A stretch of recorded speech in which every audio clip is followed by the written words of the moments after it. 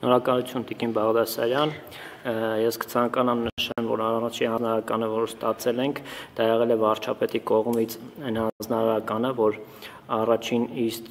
մեր բռնի տեղահանված քույրեր եղբայրների ժամանելու դեպքում ապահովել կեցավայրով եւ համապատասխան մինիմալ կարիքներն ապահովելու համար սննդով եւ հիգիենայի պարագաներով այդ փուլը կարող ենք ասել, որ արդեն անցած ենք, հիմա ժամը 16:00-ի դրությամբ Արագածոտնի մարզում Լեռնային Ղարաբաղից բռնի տեղահանված եւ հաշվառված անձանց թիվը 3017 է, որոնցից 478-ը տեղակայված են հյուրանոցներում, հյուրատներում, իսկ 2539 անձ տեղակայված է տներում, սեփական բնակարաններում եւ ըստ համայնքների կարող եմ նշել, որ աշտարակ խոշորացված համայնքում 2305 անձ է, որից հյուրանոցներում, հյուրատներում 390 անձ, իսկ բնակարաններում, տներում 1915 Ապարան խոշորացված համայնքում 354 անձ է, որից հյուրանոցներում, հյուրատներում 57 անձ են, իսկ բնակարաններում եւ սեփական տներում, այսպես ասած, 297 անձ։ Թալին խոշորացված համայնքում 264 անձ, որից հյուրանոցներում 31 անձ են, իսկ տներում 233 անձ։ Եվ Ծաղկավիթ խոշորացված համայնքում 94 անձ, որից հյուրանոցներում, քանի որ հյուրանոցներ չկան 0 անձ, իսկ տներում բնակարաններում 94 անձ են։ Այս պահի դրությամբ մարզում հաշվառում անցած եւ տներում բնակեցված 2539 անձից 2086 անձ ստացել են սնունդ։ Իսկ հյուրանոցներում, հյուրատներում հիմնականում սնունդ ապահովում են հենց տվյալ տնտեսվարողը, 3 անգամյա սնունդ է ապահովում, դրա համար մենք չենք անդրադառնում այդ պահով։ Դպրոց է ընդունվել 150 երեխա, տրանսպորտի հարցը կազմակերպում է կառավարությունը, այսինքն մենք վերցնում երեխաներին դպրոց տեղափոխելն ու հետ տանելը կառավարությունը իր վրա է վերցնում։ Նաև կցանկանայի նշել, որ տարվում են աշխատանքներ հյուրանոցներից, հյուրատներից դեպի սեփական տներ բնակեցնելու խնդիրը, որը շատ կարևոր է եւ կխնդրեմ մեր հայրենակիցներին այս հարցում մեզ աջակից լինել, որովհետեւ հետագա կանխատեսելի կյանք կառավարելու համար վստահ եմ, որ բնակարանները շատ ավելի հարմարավետ կլինեն։ Նաև կցանկանայի նշել, որ գործում է թեժ գծի հեռախոսահամար 0232 3 24 64 հեռախոսահամարն է, ցանկացած խնդրի դեպքում կխնդրենք զանգահարել թեժ գծի հեռախոսահամարին եւ եթե կան թերություններ հայցում ենք բոլորի ներողամտությունը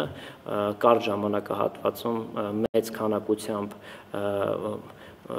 մարդիկ են ժամանել մարզ եւ ֆիզիկապես հնարավոր չէ ամեն ինչը շատ արագ կազմակերպել եւ բայց ցանկացած խնդրի կարձագանքենք կրկին անգամ շնորհակալություն Պարոն մարզպետ, եւս մեկ հարց, ինչ խնդիրների եք բախվել մինչ այժմ, որը մարզային մակարդակում լուծելի չի դարձել,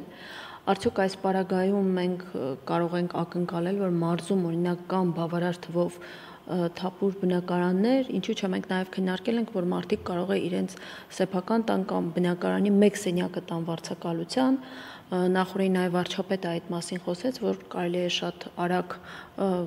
վերանորոգել եւ վարձակալության հասնել, այսինքն մենք հնարավորություն ունենք այն ընտանիքներին, որոնք փոքրաթիվ են, 1 կամ 2 անձից են բաղկացած, հյուրընկալել նաև նման ընտանիքներում։ Ինչպիսի գործընթաց եւ արդյոք մարզպետարանը ինչ-որ մոնիտորինգ իրականացվում է, որպեսզի ֆիքսի դեպ բավարար ենթակառուցվածքներ կան, թե չէ։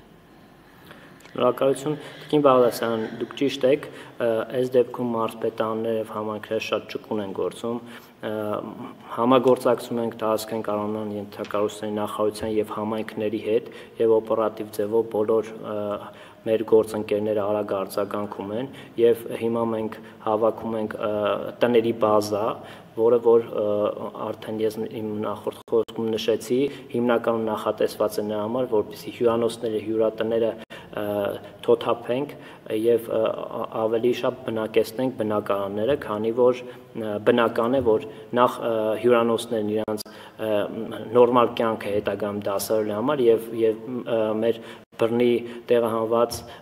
քույրերը եղբայրները ավելի կանխատեսելի կյանք կունենան տներում այդ աշխատանքը կատարվում է հենց հիմա էլ այդ տրավայենք աշխատում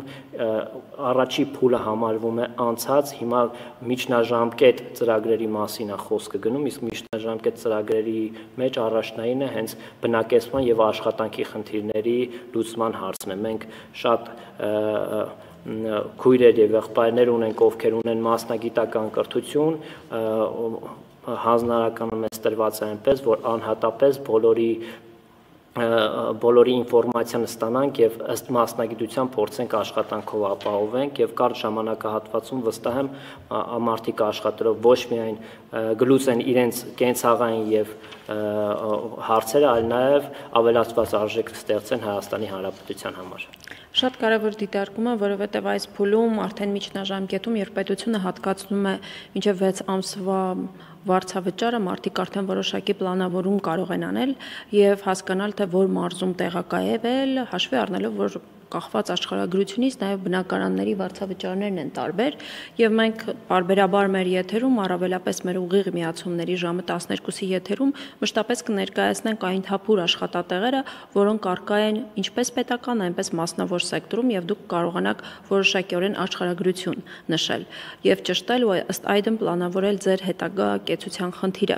Ես նաև ներկայացնեմ, որ եւ առողջապահության նախարարությունը եւ կրթության, գիտության, սպորտի մշակույթի նախարարությունը արդեն իսկ հրապարակել է թափուր աշխատատեղերի ցանկը։ Հիշեցնեմ, որ առողջապահության նախարարության թեժգծի համարն է 8003, իսկ կրթության, գիտության, մշակույթի եւ սպորտի նախարարությունից տվյալներ ստանալու համար կարող եք զանգահարել 010 599 600 համարով։